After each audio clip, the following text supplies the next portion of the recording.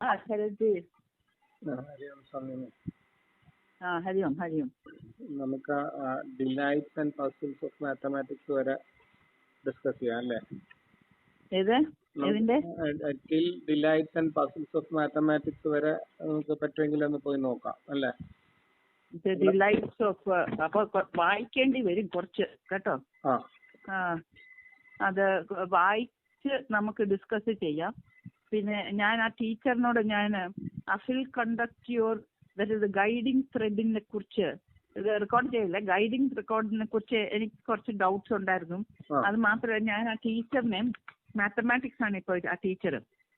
അപ്പൊ ആ ടീച്ചറിനോട് എനിക്ക് ഈ ജോമെട്രിയും ആൽജിബ്രയും ഇത് രണ്ടും വളരെ പറയുന്നുണ്ടല്ലോ. ആ point division between physics and metaphysics is itself dissolve. അതായത് ഈ പല ടോപ്പിക് പല പേരുകൾ ബുക്കുകളിലെന്നും പറഞ്ഞ ആ പാരഗ്രാഫിന്റെ ലാസ്റ്റില് ജോമെട്രി പിന്നെ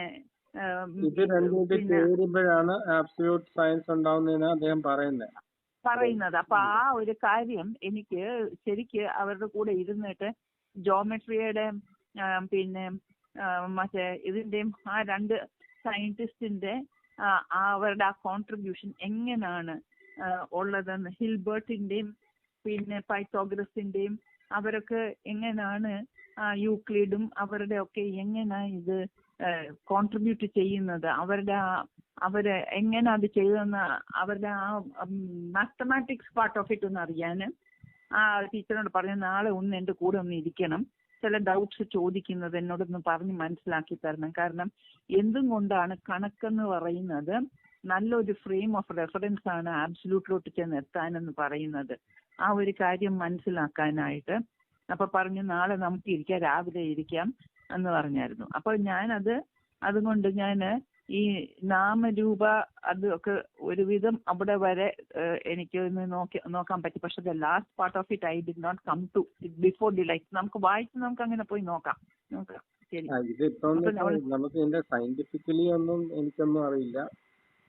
ജസ്റ്റ് ഇത് വായിച്ചിരിക്കുന്ന സിമാൻറ്റിക്സ് മാത്രമേ ഡിസ്കസ് ചെയ്യാൻ പറ്റുള്ളൂ. ഇതിന്റെ ഇന്നർ മീനിങ് നമുക്ക് അമ്മ പറഞ്ഞ കണക്ക് ഇതിനെ കുറിച്ച് ഡീപ്പ് നോളജ് ഉള്ളവർക്ക് അതിനെ കുറിച്ച് സംസാരിക്കാൻ പറ്റുള്ളൂ. അതുകൊണ്ടാണ് ഞാൻ ടീച്ചറിനോട് പറഞ്ഞത് നമുക്ക് നാളെ ഇരുന്ന് നമുക്കൊന്ന് ആ ഒരു ആസ്പെക്ട് ശരിക്കും മനസ്സിലാക്കിയാലേ ഉള്ളല്ലോ അങ്ങോട്ട് പിന്നെ ഈ ഡിലൈറ്റ് അപ്രിഷിയേറ്റ് ചെയ്യാൻ പറ്റുന്നത്. എസെൻഷ്യൽസ് നമുക്കറിയാതെ അത് കഴിഞ്ഞിട്ട് ഡിസ്കസ് ചെയ്താൽ മതിയോ? അത് മതി. എന്തായാലും നമുക്ക് ഇന്ന് ബ്രേക്ക് ചെയ്യാതിരിക്കാൻ നമ്മുടെ ആവശ്യത്തിന് നമുക്കൊന്ന് ഡിസ്കസ് ചെയ്യണം കേട്ടോ. അത് എന്താണ് ശരത്ജി മനസ്സിലാക്കി വേണമെങ്കിൽ റെക്കോർഡ് ചെയ്ത് വെച്ചോളൂ, പക്ഷെ വിടണ്ട.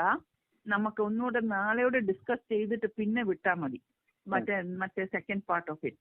ഇപ്പൊ ഞാൻ ചോദിക്കുന്നത് ഇന്നലെ ശരത്ജിക്ക് പറഞ്ഞല്ലോ, ശരത്ജിക്ക് അത് മനസ്സിലാക്കാൻ ഒരു പ്രയാസം ഉണ്ടായിരുന്നെന്ന്. അപ്പൊ ആ പോയിന്റ് നമുക്കത് ക്ലാരിഫൈ ചെയ്ത് മുന്നോട്ട് പോകണമല്ലോ.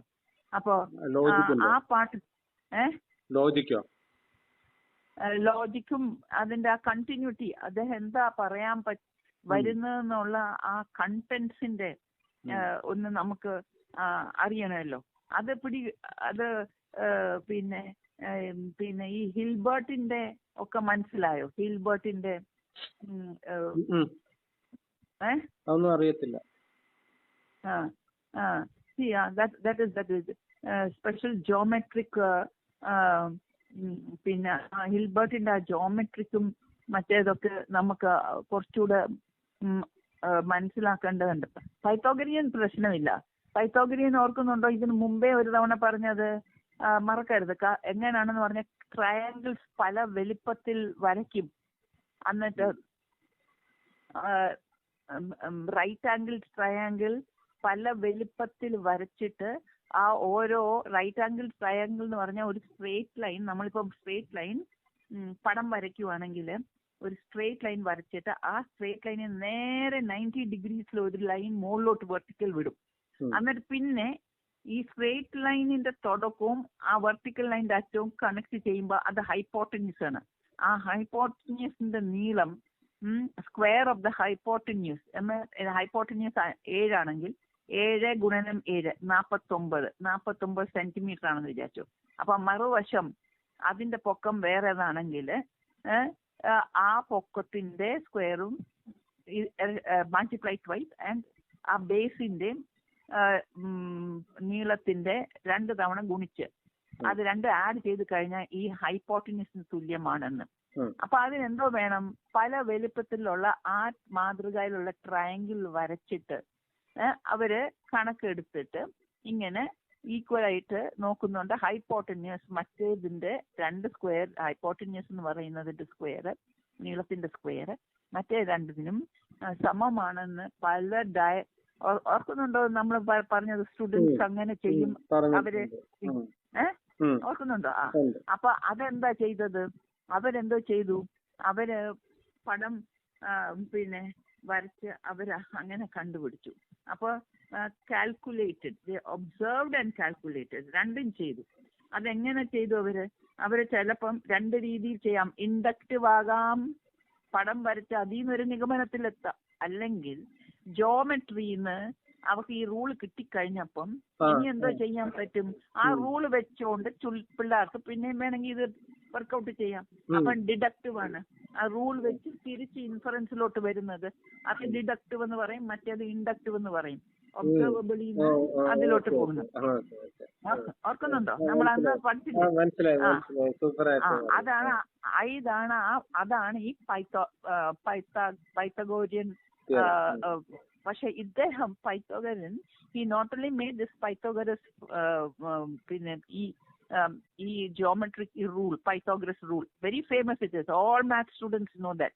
The square of the hypotenuse is equal to the sum of the square, sum of the square of the perpendicular and the base, square and the square of the base. അപ്പൊ ഇതൊരു mathematician ആണ്.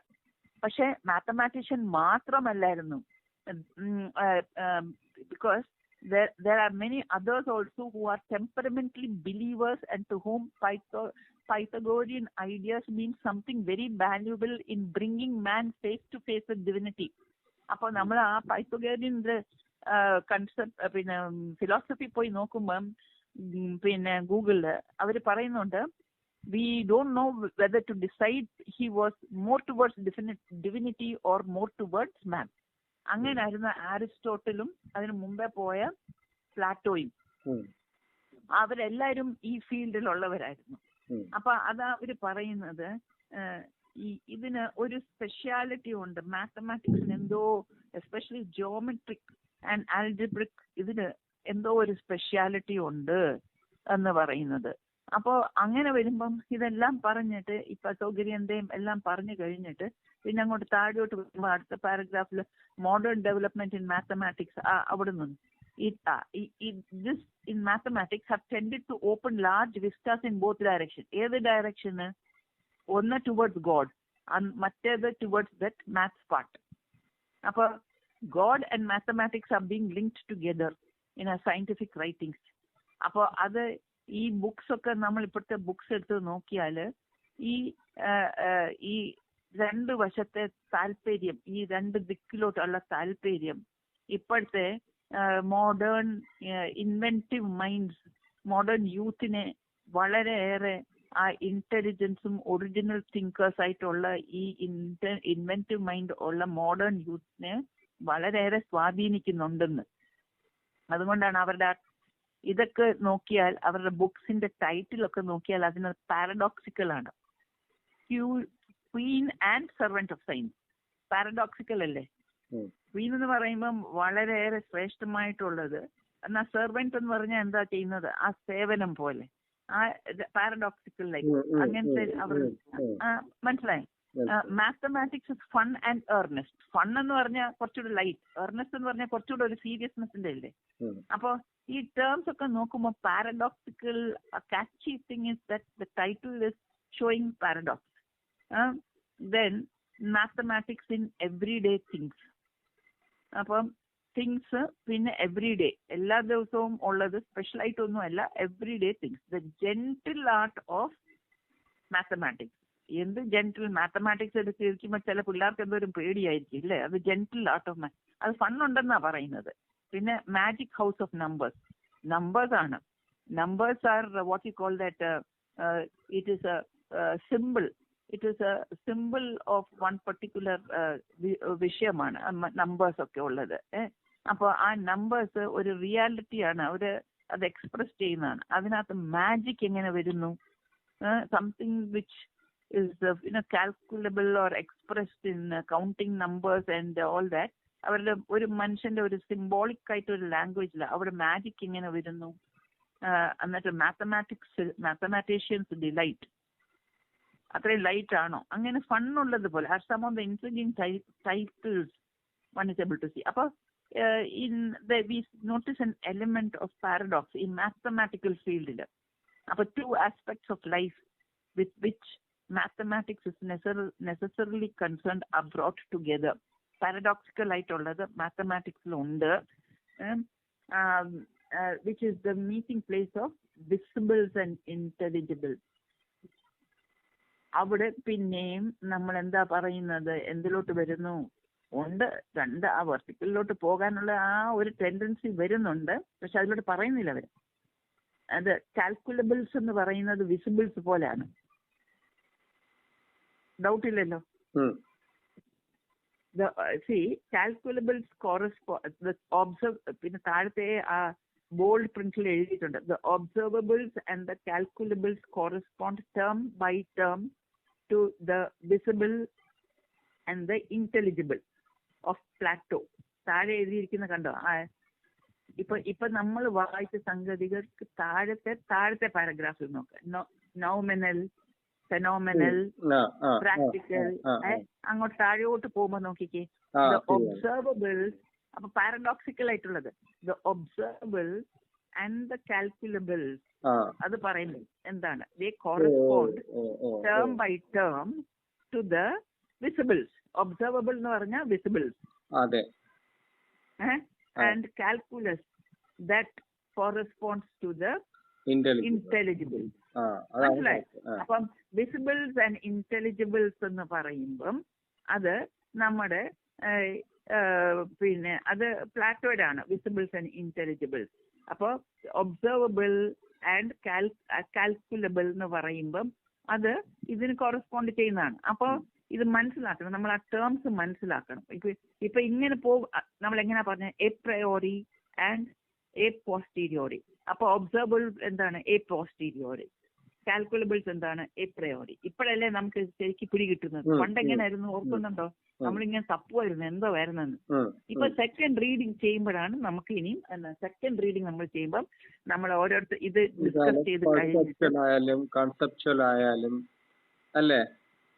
അതെ, അതെല്ലാം അത് തന്നെ. അപ്പൊ perceptual എന്ന് പറയുമ്പോൾ ഒബ്സർവബിൾ, കൺസെപ്ച്വൽ എന്ന് പറയുമ്പോൾ കാൽക്കുലബിൾ, അല്ലെങ്കിൽ പോസ്റ്റീരിയറി. അപ്പൊ അതിന്റെ ഒക്കെ ഇപ്പം axiomatic refers to the axiomatic and എപ്രിയോറി എന്ന് പറയുമ്പോൾ ആക്സിയോമാറ്റിക് ആണ്, എക്സ്പെരിമെന്റൽ ആയി. അപ്പൊ അതുപോലെ algebraic symbols, പിന്നെ അത് വേറെ. അപ്പൊ philosophers like Kant find use for words such as nominal, phenomenal, practical and pure. അവർ അത് ഉപയോഗിക്കുന്നു. അത് nominal and phenomenal എന്ന് പറഞ്ഞാൽ nominal is something which is sensed through the consciousness, and phenomenal is something which is sensed through the which is grihya, which is perceived through the senses. Nominal is something which is perceived through the consciousness. അപ്പൊ അത് തന്നെയാണ് പിന്നെ നമ്മൾ താഴോട്ട് പോകുമ്പോൾ in physics space like time like realities. പിന്നെ താഴോട്ട് പോകുമ്പോൾ പെർസെപ്ച്വൽ, അങ്ങനെ പോകും. പെർസെപ്ച്വൽ എന്ന് പറഞ്ഞാൽ ഇറ്റ് ഇസ് ഫെനോമിനൽ കേട്ടോ. കൺസെപ്ച്വൽ എന്ന് പറഞ്ഞാൽ നൗമിനൽ ആയിരിക്കും. അതുകൂടെ മനസ്സിലാക്കിക്കോണം. അങ്ങനെ പോകും. പ്രാക്ടിക്കൽ എന്ന് പറഞ്ഞാൽ പെർസെപ്ച്വൽ ആണ്. പ്യൂർ എന്ന് പറഞ്ഞാൽ നോമിനൽ കൺസെപ്ച്വൽ ആണ്. നോമിനൽ കൺസെപ്ച്വൽ ആണ്. മനസ്സിലായോ? അങ്ങനെ പോകും. അപ്പൊ ഈ കാര്യങ്ങൾ ഇപ്പൊ നമുക്ക് ശരിക്കും നമ്മൾ അങ്ങോട്ട് പോകുമ്പോഴാണ് പല കാര്യങ്ങളും വ്യക്തമാകുന്നത്. അപ്പൊ അങ്ങനെ വരുമ്പോ ഇനി നമ്മുടെ സെക്കൻഡ് റീഡിങ് ഓരോരുത്തരിരുന്ന് നമ്മളിങ്ങനെ പോകും. ഫസ്റ്റ് റീഡിങ് നമ്മളിങ്ങനെ പോകും. പക്ഷെ സെക്കൻഡ് റീഡിങ് വരുമ്പം നമ്മൾ എഴുതിയിടും. എഴുതിയിടുമ്പം കുറച്ചുകൂടി ക്ലിയർ ആകും. And the third reading, finally, we can do it with more beauty. It is a very, very, very serious reading. നമുക്കത് ചെയ്ത് കഴിയുമ്പോഴാണ് ശരിക്ക് എന്തോ തെളിയുമുള്ളിൽ നമുക്ക്. അത് നമ്മുടെ അല്ല, അത് ആ അബ്സല്യൂട്ടിന്റെ ആ ഇത് തന്നെയാണ് വരുന്നത്. അപ്പൊ ഈ സംഗതികള് അപ്പൊ നമ്മൾ എവിടെ നിന്ന് മുകളിലത്തെ പാരഗ്രാഫിൽ നിന്ന് നമ്മൾ ഇങ്ങോട്ട് ചാടിയത്. The two aspects of life with which mathematics is necessarily concerned are brought together, which is just the which is like just the meeting of visibles and intelligibles. This is the element that makes the subject so naturally attractive. ഇതിനകത്ത് ഇത് രണ്ടും ഉണ്ട്, ഈ രണ്ട് വിരോധാഭാസങ്ങളും ഉണ്ട്. അതാണ് ഇതിനകത്തെ main intrigue is that the division between physics and metaphysics is itself dissolved when we think of mathematics as a complete discipline in itself. ഒന്ന് മറ്റേതിനെ നന്നായിട്ട് സപ്പോർട്ട് ചെയ്യും, comprising both algebra and geometry. അതാണ് എനിക്ക് ആ ഒരു കാര്യം ടീച്ചറിന്റെ കൂടെ ഇരുന്ന് എനിക്കൊന്ന് പിടി കിട്ടണം. These two disciplines have appeared in the history of mathematics, sometimes as rivals and at other times as in the latest post-Hilbertian development. അങ്ങനെ ഒരു കാര്യമുണ്ട്. ഹിൽബർട്ടിയൻ ഡെവലപ്മെന്റിൽ ജോമെട്രിക്കിന് ഇത് രണ്ടുകൂടി ഒരുമിച്ച് കൊണ്ടുവന്നത് ആൽജിബ്രയും ജോമെട്രിയും. അങ്ങനെ ചെയ്തതൊന്നും നമുക്കറിയില്ല. അതോടൊന്ന് ചോദിക്കാനായിരുന്നു. അപ്പോ പിന്നെ അപ്പൊ അങ്ങനെ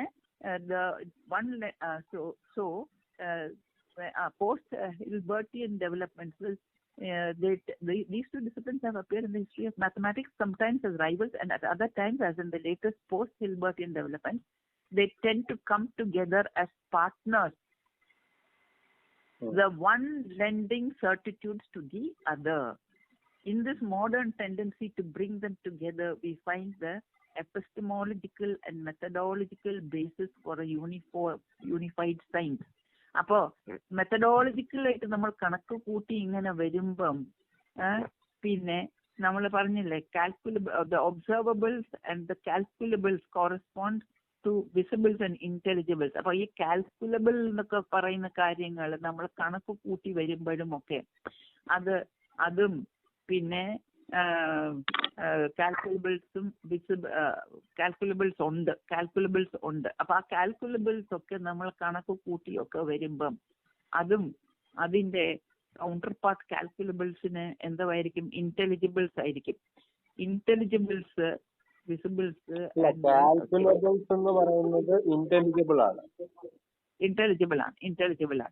അപ്പൊ കാൽക്കുലബിൾസ് ഇന്റലിജിബിൾ ആണ്. അപ്പൊ തന്നെയാണ് മെത്തഡോളജിക്കൽ എന്ന് പറയുന്നത്. അതാണ് എപ്പിസ്റ്റോളജിക്കൽ എന്ന് പറയുമ്പോഴത്തേക്ക് മറ്റേ പെർസെപ്ഷൻ ഇതിലേക്ക് വരും.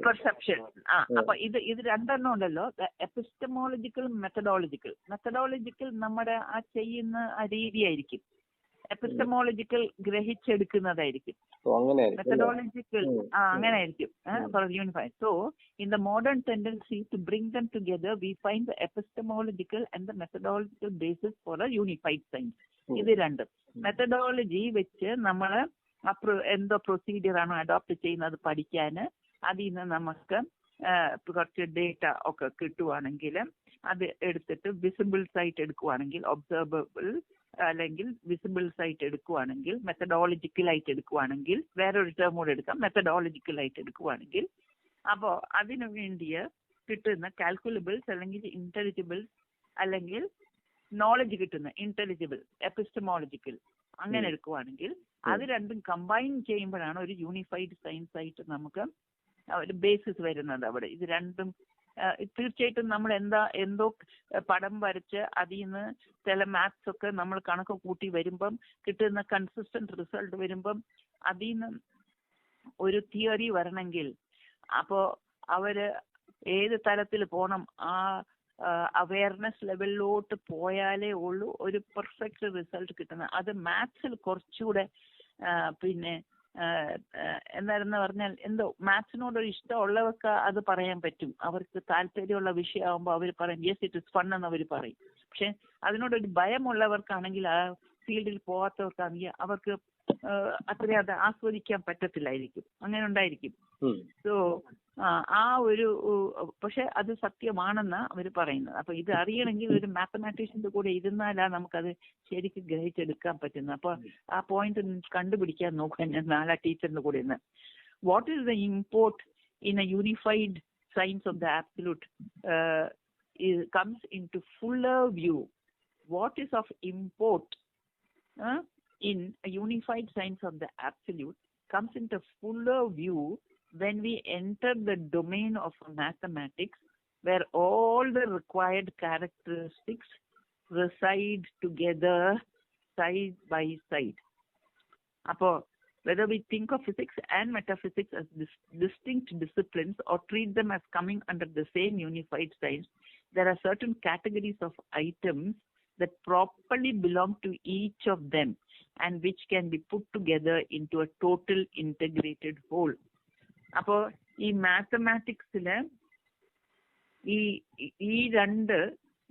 രണ്ട് ഡൊമെയിൻസ് നമ്മൾ പറയത്തില്ലേ, ഈ ഫിസിക്സും മെറ്റാഫിസിക്സും എന്നും പറയുന്നത്, ഈ രണ്ട് ഡൊമെയിൻസ് ഇതിനകത്ത് സോർട്ട് ഓഫ് ഇൻബിൽട്ട് ആയിട്ടുള്ളത് പോലെ അതിന് വേണ്ടിയ ചില കാര്യങ്ങള് ഇങ്ങനെ ക്രമീകരിച്ച് ഇങ്ങനെ വെക്കുന്നത് പോലെ. ഈ രണ്ടിനും കോമൺ ആയിട്ടുള്ള ഒരു ക്യാരക്ടേഴ്സ് ഉണ്ട്. ആ ക്യാരക്ടേഴ്സ് ആണ് ഇവരെ ഈ ഇന്റഗ്രേറ്റഡ് ഹോളിലേക്ക് കൊണ്ടുവരുന്നത്. എന്താണ് ക്യാരക്ടർ എന്ന് നമുക്ക് അത് ഇതിനെ കുറിച്ച് ഡീപ്പായിട്ട് അറിയാവുന്നവർക്ക് പറയാൻ പറ്റും. യൂണിഫൈഡ് സയൻസ് ഇത് എന്തോ ക്യാരക്ടേഴ്സ് ഉണ്ട്. അപ്പൊ എന്ത് ആൽജിബ്രയും ജോമെട്രിയിലോ ആണോ അത് ഉദ്ദേശിക്കുന്നത്? അതോ ഇത് ആൽജിബ്രയും ജോമെട്രിയും ഇതിൽ ഏത് ഫിസിക്കലാണോ മെറ്റാഫിസിക്കലിലാണോ നിൽക്കുന്നത്? അപ്പം ഇതേ കണക്ക് നമ്മള് പിന്നെ ഈ പറയുന്ന നാമരൂപങ്ങളുടെ ചേർച്ച. അതെ, ഇപ്പം ഈ രൂപം എന്ന് പറയുന്നത് ജോമെട്രി, നാമങ്ങൾ ആൽജിബ്രയും. ഹിൽബർട്ട് സാറിന് അറിയായിരിക്കും ഈ എസ്പിരിറ്റ് ജോമെട്രിക് എന്ന് പറയുന്നത് പണ്ട് നമ്മളും ചെയ്തായിരുന്നല്ലോ, ഓർക്കുന്നുണ്ട്? എസ്പിരിറ്റ് ഇപ്പം പൈതോഗറിയൻ തിയറത്തിനെ തന്നെ പറഞ്ഞില്ലേ, കുട്ടികൾ പഠിക്കുമ്പോൾ they can study it with the spirit of geometry or with the spirit of ഫൈനസ്. രണ്ടെണ്ണം ഉണ്ടായിരുന്നല്ലോ, എസ്പിരിറ്റ് ജോമെട്രിക്, അത് വേറെ ഒരു എസ്പിരിറ്റും ഉണ്ടായിരുന്നു. സോ എസ്പിരിറ്റ് ജോമെട്രിക് എന്ന് പറയുന്ന പാസ്കൽ, അത് പറയുന്നത് it is the spirit of geometry would be the mathematical reason, that of invariant elements. അപ്പോൾ അത് നമ്മൾ പഠിക്കണം, അതൊന്ന് മനസ്സിലാക്കണം. വൈൽ മറ്റേന്നുണ്ട് the spirit of fineness എന്ന്, അതും ഈ പിന്നെ ഈ സയന്റിസ്റ്റ് പാസ്കൽ പറയുന്നത് തന്നെയാണ്. spirit of fineness is like the kindness represents cordial reason, the logic of the heart, according to Pascal. അത് മനസ്സിലായില്ല. അത് ഞാൻ ഇതിനകത്തില്ല. ഞാന് എസ്പിരിറ്റ് ജോമെട്രിക്കിന്റെ പാസ്കലും ജോമെട്രി കോൺട്രിബ്യൂട്ട് ചെയ്തിട്ടുണ്ട്. അതാ ഞാൻ ഈ ടീച്ചറിനോട് ചോദിച്ചത്, പാസ്കലിന്റെ കോൺട്രിബ്യൂഷൻ എന്തുവാണെന്നൊന്ന് അറിയണം. കാരണം അതിനകത്ത് എസ്പിരിറ്റ് ജോമെട്രിക് എന്ന് പറഞ്ഞൊരു ടേം അതിനകത്ത് ഇട്ടിട്ടുണ്ട്. അതിനെക്കുറിച്ച് ഞങ്ങൾക്ക് ശരിക്കൊന്ന് മനസ്സിലാക്കണം. പിന്നെ അപ്പോഴാണ് ഞാൻ ഇതെടുത്ത് വായിച്ചപ്പോൾ ഞാൻ ഓർത്തത്, നമ്മൾ അന്ന് പൈതോഗറിയൻ തിയറം പഠിപ്പിച്ചപ്പോൾ പിള്ളേർ പഠിക്കുന്ന രീതി എടുത്ത് നോക്കുമ്പം രണ്ട് രീതിയിൽ അവർക്ക് പഠിക്കാം. മാത്തമാറ്റിക്കൽ റീസണിങ് വഴി ചെയ്യാം, അല്ലെങ്കിൽ ഈ using the logic of the heart. അതായത് പിന്നെ ചില what is the meaning, is it you know as a തിയറമായിട്ട് പഠിക്കുന്ന കാര്യമാണോ, അല്ലെങ്കിൽ മറ്റേത് ഇൻവേരിയന്റ് എലമെന്റ്സ് എന്താണെന്ന് അതെനിക്കൊന്ന് ശരിക്കൊന്ന് മനസ്സിലാക്കണമായിരുന്നു. അതാ ഞാൻ പറഞ്ഞ ടീച്ചറിനോട് കൂടെ ഇരുന്ന് ഒന്ന് പറഞ്ഞു തരാൻ. പക്ഷെ that is English also. I don't know how I am going to get it across. I don't know. നോക്കട്ടെ, എന്തായാലും നോക്കാം. Algebraic symbols may be set to be nominalistic. Nominalistic എന്ന് പറയുന്നത് എന്തായിരുന്നു, ഓർക്കുന്നുണ്ടോ? ഇൻ സ്റ്റാറ്റസ് നോമിനലിസ്റ്റ് എന്ന് പറയുമ്പോഴത്തേക്ക് മറ്റേ പോസ്റ്റീരിയറി സംഭവത്തിലാണ്. ശരി. അപ്പൊ അവര് പറയുന്നത് ആൾജിബ്ര എല്ലാം അല്ലല്ല, ആൾജിബ്ര ഈ പോസ്റ്റീരിയറി ആണ്.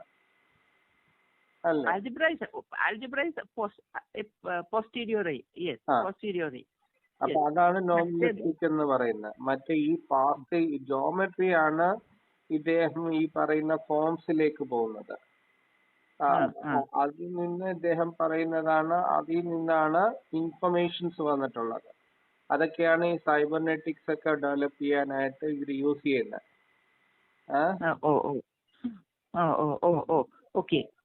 ശരി.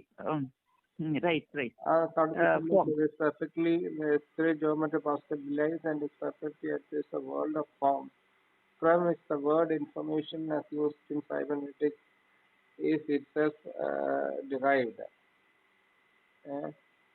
into one and the same vertical and horizontal schematic version of schematism we have so far developed. അപ്പോൾ അങ്ങനെയാണെങ്കിൽ algebraic symbols may be said to be nominalistic in status, while the asperic geometric of Pascal delights and is perfectly at ease in the world of forms from which the word information as used in cybernetics is itself derived. അപ്പൊ അങ്ങനെ പറഞ്ഞാല് പിന്നെ നോമിനലിസ്റ്റിക് എപ്രയോറി ആണെന്ന് പറഞ്ഞു അല്ലേ? മറ്റേത് നോമിനലിസ്റ്റിക് പോസ്റ്റീരിയറി ആണ്. Posteriori. ആൾജിബ്രയും അതിലാണ് വരുന്നത്. ജോമെട്രി ആണ് എപ്രയോറിയിലേക്കും, അതിൽ നിന്നാണ് ഈ സൈബർനെറ്റിക്സ്. അപ്പം ഇത് മോർ ടുവേർഡ്സ് വെർട്ടിക്കൽ പ്ലെയിൻ വരുന്നത് ഇതാണ്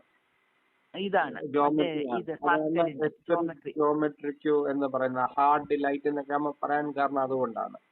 ഹാർഡ് ചക്ര ആക്ടിവേഷൻ, ഹാർഡ് ചക്രയിലേക്ക് കൂടുതൽ വരുന്നത് അവിടെയാണ് നമുക്ക് എപ്രയോറി പ്രിൻസിപ്പിൾസും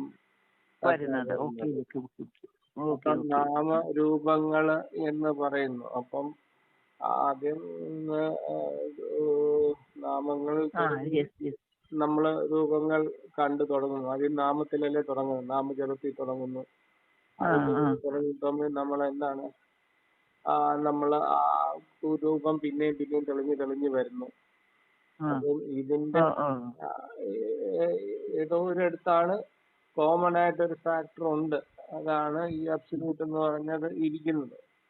നാമരൂപങ്ങൾക്കപ്പുറം എന്നൊക്കെ പറയുകയാണെങ്കിൽ ഇതിന് എന്താണ് എന്റെ കോമൺ ഫാക്ടർ ഇവർ ഉദ്ദേശിക്കുന്നത്, എന്താണ് ഹിൽബർട്ട്സ് അതിൽ നിന്ന് ഇത് രണ്ടും സംയോജിപ്പിച്ചപ്പോൾ നടന്നത്, എങ്ങനെയാണ് ഇതിന്റെ ഈ ഒരു കോൺജുഗേറ്റ്സ് ആയിട്ട് ഇത് വന്നിരിക്കുന്നത്, അതവർക്ക് കുറിച്ച് അറിയാവുന്നവർ പറയുന്നു. പിന്നെ അത് കഴിഞ്ഞിട്ട് നമുക്ക് ഈ രണ്ട് ടേംസ് കൂടെ ഒന്ന് നോക്കണം. ഈ formalism, structuralism. They are at present accomplished verities rather than something still waiting to be recognized by mathematics of the future. അപ്പോൾ ഇത് രണ്ടും സ്ട്രക്ചറലിസം മറ്റേ ഇതായിരിക്കും ഈ പറഞ്ഞ പോലെ. ഫോർമലിസം എന്ന് പറയുന്നത് ആൾജിബ്രയായിട്ടുള്ള ലിങ്ക്ഡ് ആണ് ആയിരിക്കും അല്ലേ? ഫോർമുലാസും കാര്യങ്ങളും സ്ട്രക്ചർ ജോമെട്രി ആയിട്ട് റിലേറ്റ് ചെയ്ത് നിൽക്കുന്നതായിരിക്കും. അതൊരു നോക്കണം. As we all know, the most elementary form of mathematics begins with a child who counts its finger on his fingers and adding up simple numbers. കുഞ്ഞുങ്ങൾക്ക് ഈ നമ്മളെ ഈ പറയുന്ന നമ്പേഴ്സ് പറഞ്ഞു കൊടുക്കുമ്പോ തന്നെ ശരിക്കും അവരുടെ നോർമൽ ഫോംസിൽ നിന്ന് നമ്മൾ അവരെ മാറ്റി അബ്സ്ട്രാക്ഷൻസിലേക്ക് കൊണ്ടുവരുവാണ്. കുട്ടികളിൽ വിരലിൽ എണ്ണിയിട്ട് അപ്പൊ 1 തൊട്ട് 10 വരെ എണ്ണിയിട്ട് ഇനി 3 എടുത്ത് കളഞ്ഞ എത്രയുണ്ട് എന്ന് നമുക്ക് ആകെ കൺഫ്യൂഷനായി. അപ്പൊ ഈ പറയുന്നത് ഇപ്പൊ നമ്പേഴ്സ് തന്നെ ആണെങ്കിൽ തന്നെ അതിന്റെ അകത്ത് അത് എത്ര പ്ലെയിനിൽ വേണമെങ്കിലും അതിന് പോവാൻ പറ്റും. അപ്പൊ വെറും ആദ്യം നമ്മൾ 1, 2 പോയി പിന്നെ ഇൻഫിനിറ്റി വരെ പോകുന്നു. അതിന്റെ ന്യൂമറൽ പ്രോബബിലിറ്റീസും ഒക്കെ അതിന്റെ തൊണ്ടല്ലോ. അപ്പൊ അങ്ങനെയാണെങ്കിലേ ഒരു child is not at home with abstraction as he lives in a simple world of events and objects. അപ്പൊ അങ്ങനെ വരുമ്പം ഓബ്ജക്ട്സിനെ വെച്ച് നോക്കുമ്പം കിളികൾ അവിടെ ഉണ്ടെങ്കിൽ ആ കിളികളെ എണ്ണിയിട്ട് അതിൽ 2 പറന്ന് പോയ എത്ര കിളികളുണ്ട്, ആ ഒരു രീതിയിൽ പഠിച്ചാൽ കുറച്ചുകൂടെ മനസ്സിലാവുമോ? അങ്ങനെ വല്ലതും ഉണ്ടോ? അപ്പൊ നമ്മളിവിടെ അദ്ദേഹം പറയുന്നത് ഈ പറയുന്ന എങ്ങനെയാണെങ്കിലും അതിന്റെ അകത്ത് അത് നമ്മൾ പഠിപ്പിക്കുന്ന രീതിയാണല്ലോ, സിമ്പിൾ ആയിട്ട് പറഞ്ഞു കൊടുക്കുന്നത്. അങ്ങനെ പക്ഷെ പറയുന്ന നമ്പർ ഇത് തിയറി കൊടുക്കുമ്പോ തന്നെ അതിനെ അവരുടെ നോർമൽ ഒരു പ്ലെയിനിൽ നിന്ന് കാരണം അവര് ശരിക്കും ഇവന്റ്സ് ആൻഡ് ഒബ്ജക്ട്സിൽ നിൽക്കുകയല്ലേ, world of events and objects.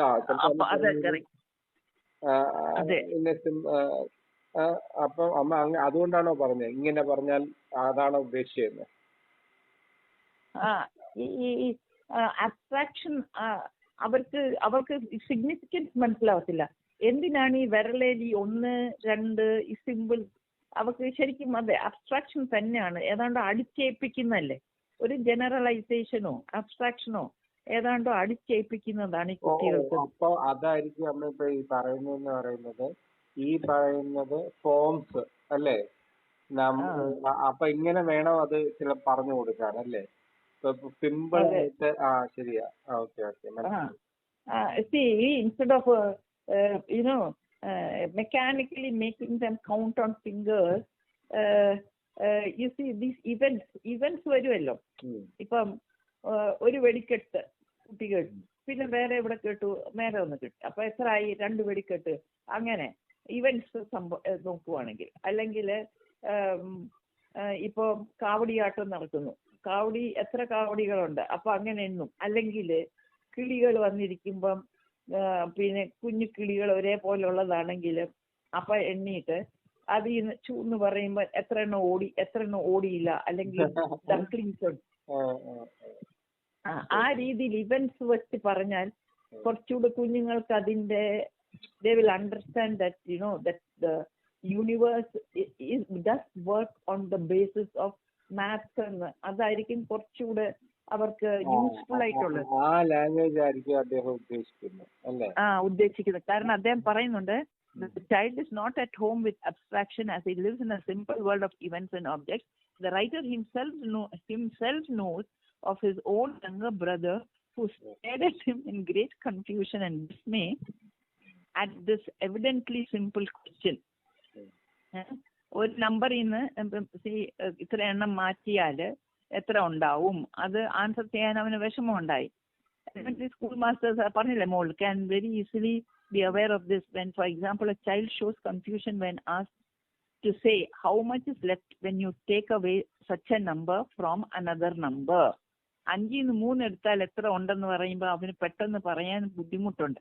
പക്ഷെ ഫിഗറേറ്റീവ് ആയിട്ട് ഇങ്ങനെ കാണിച്ചാൽ അതിന്റെ അപ്രീഷിയേറ്റ് ചെയ്തിട്ട് അത് ചെയ്യാൻ കുറച്ചുകൂടെ അവർക്ക് അത് മനസ്സിലാവും. മൈനസ് ചെയ്യുന്നതെന്ന് പറഞ്ഞാൽ അത് അവിടെ ഇല്ലാതാകുന്നതാണെന്ന് ആ നെഗേഷൻ പോലെ അവർക്ക് അവിടെ ഒരു പിടി കിട്ടും. വെൻ ഫോഴ്സ് ടു, അപ്പൊ അതാ പറയുന്നത് റൈറ്ററിന്റെ ബ്രദറോട് ഇങ്ങനെ തന്നെ, he was dismayed, he could not answer the question. When forced to answer, he helplessly asked where I had put those items thus taken away. കണ്ടില്ലേ, കുട്ടികൾ അങ്ങനെ ചിന്തിക്കുന്ന, ആ പോയത് എവിടെ പോയി, നമ്മൾ പറഞ്ഞാലും കിളികൾ പറന്നുപോയി, എവിടെ പോയി, അവരത് ചോദിക്കും.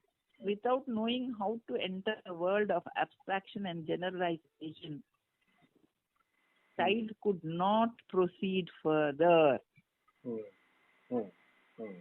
അങ്ങനത്തെ ഒരു വേൾഡില് without knowing how to enter a world of abstraction and generalisation, child could not proceed further. അപ്പോൾ ചുമ്മാ അടിച്ചേൽപ്പിച്ചാൽ മാത്രം പോരാ, അതിന്റെ പിന്നിലുള്ള ആ ഫങ്ഷനിങ് കൂടെ ആ കുട്ടികൾക്ക് മനസ്സിലായ പിന്നെ അത് കുറച്ചുകൂടെ അവർക്കത് പിന്നെ രജിസ്റ്റർ ചെയ്യാൻ പറ്റും.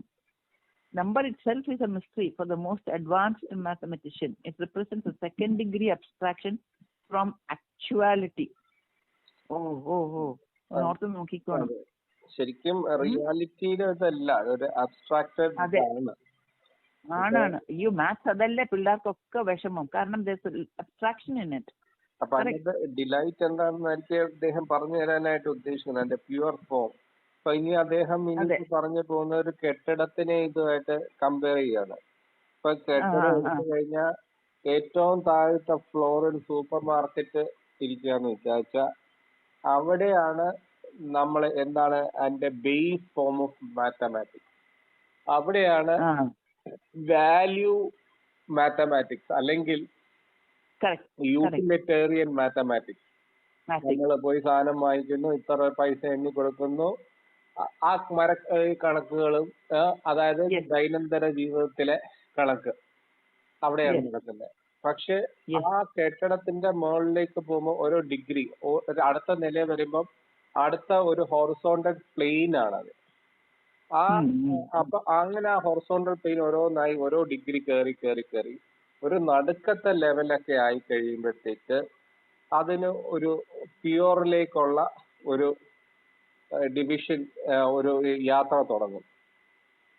അപ്പൊ അങ്ങനെ ഏറ്റവും മുകളിൽ എത്തിയപ്പോ അവിടെ അബ്സ്ട്രാക്ഷൻസ് ഒന്നും ഇല്ലാത്ത, യൂട്ടിലിറ്റേറിയൻ അല്ല, വാല്യൂ എന്ന് പറഞ്ഞ കോൺസെപ്റ്റിലല്ലാതെ പ്യുവർ ആയിട്ടുള്ള ഇതിലേക്ക് എത്തും. അത് എങ്ങനെയാണ് അതിന്റെ വരുന്നതെന്ന് നമുക്കറിയില്ല. അദ്ദേഹം വളരെ സിമ്പിൾ ആയിട്ട് ഇങ്ങനെ പറഞ്ഞ് പോവുകയാണ്. അതായത് പ്രാക്ടിക്കലും പ്യോർ എന്നൊരു വേർഡ് ഉപയോഗിച്ചത് ഓർക്കുന്നുണ്ടോ? മുമ്പേ യൂട്ടിലിറ്റേറിയൻ പ്രാക്ടിക്കൽ താഴെ വരുന്നു, മുകളിലോട്ട് പോകുമ്പോൾ പ്യോർ ആകുന്നു എന്നുള്ളത്. അതാണ് അദ്ദേഹം ഇവിടെ പറഞ്ഞു പോകുന്നത്. അത് ഈ മാത്തമാറ്റിക്സിൽ എങ്ങനെയാണ് ഇത് സംഭവിക്കുന്നതെന്ന് നമുക്ക് ഇങ്ങനെ പറയാൻ പറ്റും. സാധാരണ മരക്കണക്ക് നമ്മൾ കടയിൽ പോകുമ്പോൾ കൊച്ചു കുഞ്ഞുങ്ങളായാലും നമ്മൾ എണ്ണി തിട്ടപ്പെടുത്തി കൊടുക്കുന്നു. പിന്നെ ഒരു ഹയർ പ്ലെയിൻ ഓഫ് നോളജ് വരുമ്പോഴത്തേക്ക് വലിയ ഇതൊക്കെ വന്ന് ഈ റോബോട്ടിക്സിലോ സൈബർനെറ്റിക്സിലോ റോക്കറ്റ് സയൻസിലോ ഒക്കെ വരുന്ന കണക്കുകളൊക്കെ ഉണ്ടാവും. ആ കണക്കാണ് പ്യൂർ കണക്കെന്ന് അദ്ദേഹം ഉദ്ദേശിക്കുന്നത്. പക്ഷെ അതും യൂട്ടിലിറ്റി അതിൻ്റെ അകത്തുണ്ടല്ലോ. അത്ര കോംപ്ലിക്കേറ്റഡ് ആണെങ്കിലും അതൊരു യൂട്ടിലിറ്റി സ്പിയറിലല്ലേ അത് പോകുന്നത്. അപ്പൊ അതാണ്, അല്ലെങ്കിൽ ഈ രണ്ടിലും ഒരു സെൻട്രൽ പൊസിഷൻ ഉണ്ടോ, അതാണോ ഉദ്ദേശിക്കുന്നത്? It can be thinking lowest horizontal version of the discipline with the highest, which deals with non-earthly human values. അതാണ് അതിന്റെ. We can further imagine a possible extrapolation or intrapolation in either direction, upward or downward, of the thinking process involved. Downward വരുമ്പം അത് പറഞ്ഞ പോലെ നമ്മുടെ ആ മറ്റേ പോയിന്റിലോട്ട് പോകും, ആൽഫ പോയിന്റിലോട്ട്, യൂട്ടിലിറ്റേറിയൻ എന്ന് പറയുമ്പോൾ. മുകളിലോട്ട് പോകുമ്പം മറ്റേ തലത്തിലോട്ട്. പക്ഷെ ഇത് സ്ട്രക്ചറലായിട്ടാണ് ഇത് പറഞ്ഞിരിക്കുന്നത്. അതായത് യൂട്ടിലിറ്റേറിയൻ ആൻഡ് ദ പ്യൂർ, അത് റിയലി അപ്പൊ കമ്പയർ ചെയ്ത് ഇങ്ങനെ റിപ്രസെന്റ് ചെയ്തിരിക്കുന്നതൊന്ന് അത് റിമാർക്കബിൾ ആണ്. അല്ല, അതിന്റെ അകത്ത് ഒരു പോയിന്റ് ഉള്ള ഇതാണ്.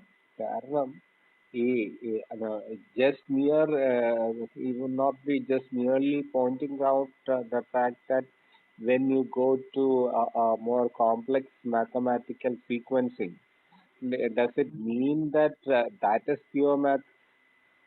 That might not be, I don't know. But when you take that utilitarian concept alone, that cannot be back, because even if you are going to the complicated or the modern this thing, now it is more towards the utilitarian side. But having said that, it lays somewhere in between. Then he says somewhere in between in the context of algebra and geometry. To what extent when we can we compare it to this complexities? അപ്പൊ അതായിരിക്കാൻ വഴിയില്ല, something else ആയിരിക്കും. But basically ഈ കെട്ടിടത്തിന്റെ ഇതിൽ ആ utilitarian concept ആണ് പറയുന്നത്. ഒരിക്കലും മാത്സിൽ യൂട്ടിലിറ്റേറിയൻ കോൺസെപ്റ്റ് അല്ല അദ്ദേഹം ഉദ്ദേശിക്കുന്നത്. There is A pure form of it. അതാണ് അദ്ദേഹം ഉദ്ദേശിക്കുന്നത്. അത് ആ പ്യുവർ ഫോം എങ്ങനെയാണെന്ന് അദ്ദേഹം ഉണ്ടായിരുന്നെങ്കിൽ പറഞ്ഞു തന്നേനെ. അതാണ്, അത് നോക്കണം. ആ ഒരു കാര്യം ഒന്നുകൂടെ ക്ലാരിഫൈ ചെയ്യണം. അദ്ദേഹത്തിന് മനസ്സിലൊരു പിക്ചർ ഉണ്ടായിരുന്നു.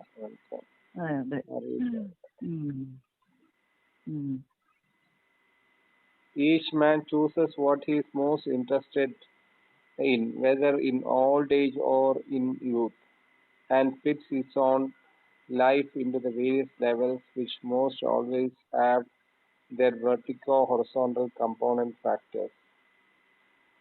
അപ്പം ഓരോരുത്തരുടെ ഇതനുസരിച്ചിട്ട് ഈ വെർട്ടിക്കൽ ഹൊറിസോണ്ടൽ പാറ്റേൺസ് അത് അവർക്ക് വേണ്ട എന്താണെന്ന് എടുക്കാം. ഇപ്പം യൂട്ടിലിറ്റേറിയൻ മാത്രമാണെങ്കിൽ അല്ലെങ്കിൽ വാല്യൂ ആണെങ്കിൽ ആ പ്ലെയിനിൽ നിന്ന് എടുക്കാം.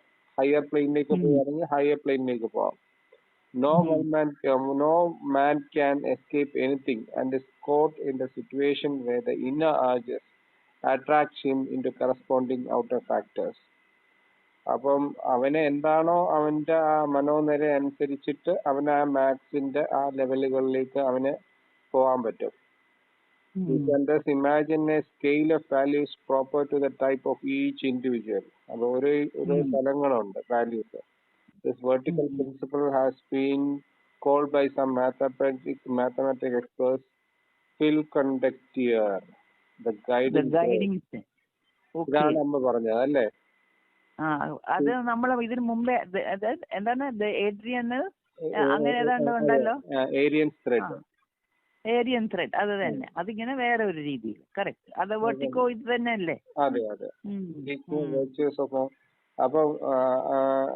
അപ്പൊ ഈ ഏരിയൻ ത്രെഡില് ആണ് നമ്മൾ രണ്ട് പ്ലെയിനും ആൽഫ പ്ലെയിനും പിന്നെ അതെ ആൽഫ പോയിന്റും 0 പോയിന്റും പിന്നെ ഒമേഗ പോയിന്റും. അതെ.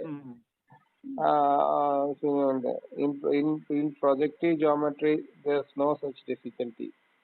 The science supporting itself as axioms which are remarkably symmetrical first places the properties of very simple configuration formed by points situated in the same straight line.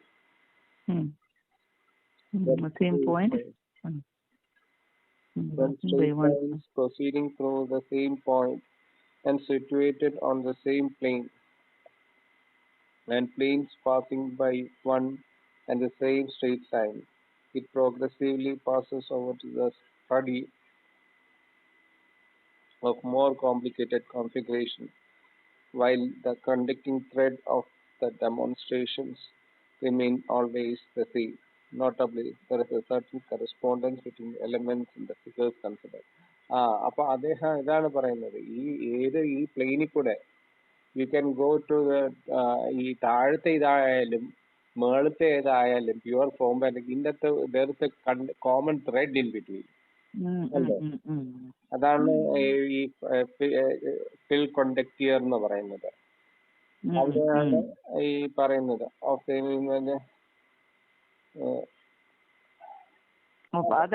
അപ്പൊ അങ്ങനെയാണെങ്കിൽ ഈ പറഞ്ഞ പോലെ each man will choose what is most interested. അപ്പൊ അവന് പല പല തലത്തില് പലർക്കും പല തലത്തിലാണെങ്കിൽ അവർ പല പ്ലെയിനിലാണ്. ഹൊറിസോണ്ടൽ പ്ലെയിൻ പല ഹൊറിസോണ്ടൽ ലൈൻസ് ഉണ്ടെങ്കിൽ അത് പല പ്ലെയിനിലാണെങ്കിൽ, എന്നാൽ എല്ലാ വ്യക്തികളുടെയും ആ ഹൊറിസോണ്ടൽ പ്ലെയിൻ റൈറ്റ് ആംഗിൾസിൽ ഈ വെർട്ടിക്കൽ ലൈൻ ഉള്ളത്. ആ വെർട്ടിക്കൽ ലൈൻ ഈ പറഞ്ഞ പോലെ ഇത് റിപ്രസെന്റ് ഉണ്ട്. അത് കോമൺ ഫാക്ടറാണ്. അത് കോൺഷ്യസ്നെസിന്റെ ആ ലെവലിലോട്ട് ഒമേഗ പോയിന്റ് ചെന്നെത്തണമല്ലോ. എല്ലാരിലും ഉള്ളതല്ലേ കോൺഷ്യസ്നെസ് ഉണ്ട്. പക്ഷേ ഇത് അവരുടെ താല്പര്യം അനുസരിച്ചിട്ട് ഓരോരുത്തരും അതിനെ എടുത്തിട്ട് ആ രീതിയിൽ യൂസ് ചെയ്യുന്നു. അപ്പം അതില് യൂസ് ചെയ്യുന്നതില് വാല്യൂ ഫാക്ടേഴ്സ് കുറച്ച് അതിന്റെ പ്യുവർ ഫോമിലേക്ക് കൊണ്ടുപോവുകയാണെങ്കിൽ ഒരു അബ്സല്യൂട്ട് പ്ലെയിനിലേക്ക് ഉണ്ട്. പക്ഷെ ഏത് നിലയിലായാലും ഇരിക്കുന്ന ഒരു പ്യുവർ ഫോം എല്ലാത്തിലും ഉണ്ട്.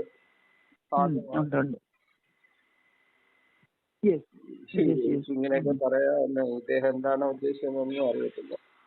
അല്ല, നാളെ ഇരുന്ന് ഞാൻ ഒന്നുകൂടി ഇരുന്നിട്ട് ഞാനത് നോക്കാം. Of all the innovations in mathematics, that of projective geometry of consolate taken together with the one-to-one correspondence of Cantor have had the most far-reaching repercussions on modern mathematical thinking.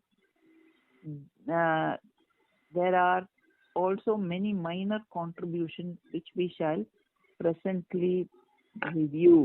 അപ്പോൾ ഇത് മാത്തമാറ്റിക്സിനെ കുറിച്ചുള്ള കാര്യങ്ങള് ഈ ബിഫോർ പാർട്ടിൽ പറഞ്ഞിട്ട് അടുത്തത് പിന്നെ ഇതിനകത്തെ രസകരമായുള്ള കാര്യങ്ങളെ കുറിച്ചായിരിക്കും ഇപ്പോഴത്തെ ഈ മോഡേൺ മാത്തമാറ്റിക്കൽ തിങ്കിങ്ങിനകത്തുള്ളത് ഉള്ള കാര്യങ്ങൾ അടുത്ത ഫേസിൽ പറയുന്നത്. അപ്പൊ ഇത് എന്തായാലും ടുമോറോ ഒന്ന് ഷോർട്ടായിട്ട് നമുക്ക് പറയണം ഈ കാര്യം കേട്ടോ. ഇതിന്റെ സം ടോട്ടൽ ഇത് മൊത്തത്തിന്റെ നമുക്കൊന്ന് ഷോർട്ടായിട്ട് നാളെ ഈ ടീച്ചറിന്റെ കൂടെ ഡിസ്കസ് ചെയ്തിട്ട് why is geometry and algebra considered to be the most എന്താ പറയാ ഇതിനെ ഇങ്ങനെ അതിൻ വെയിൽ പോലെ മാത്തമാറ്റിക്സിലുള്ളത് അബ്സല്യൂട്ടിലോട്ട് പോകാൻ അത് എന്തുകൊണ്ട് ആൽജിബ്ര ജോമെട്രി എങ്ങനെ കോൺട്രിബ്യൂട്ട് ചെയ്യുന്നതെന്ന് ഒരു കാര്യം ഒന്ന് മനസ്സിലാക്കിയിട്ട് നമുക്ക് ഇത് ഷോർട്ടായിട്ട് പറഞ്ഞിട്ട് പിന്നെ അടുത്ത സ്റ്റെപ്പിലോട്ട് പോകാം. അപ്പൊ നമുക്ക് ഇന്നത്തേക്ക് നിർത്താം. We humbly bow and surrender ourselves to the all-pervading, ever and all-pervading effulgence of the Absolute. Love, bliss. Hari Om.